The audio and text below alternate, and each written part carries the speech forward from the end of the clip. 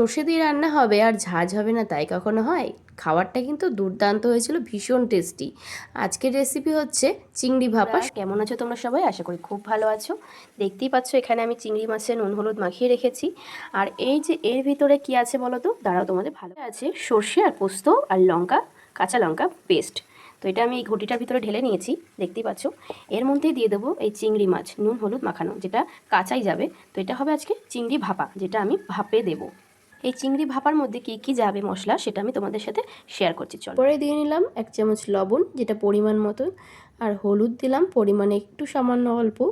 তো আর দিয়ে দিচ্ছি কাঁচা তেল, যেটা একটু পরিমাণে বেশি দিতে হবে। সর্ষে বলে কথা, ঝাঁজ না হলে হয়? তো সর্ষের তেলেরও এখানে কিন্তু অনেকটা কাজ আছে। তো সেইখানেই এবার মাছগুলো দিয়ে ফেললাম ওর মধ্যে, দিয়ে ভালো করে মিশিয়ে নিতে হবে, যেখানে হলুদের যেন কোনো দলাভাব না থাকে, যেন গন্ধ না হয়ে যায়। আর দিয়ে দিলাম 2টো কাঁচা লঙ্কা, আর তার উপরে আবার একটুখানি সর্ষের তেল।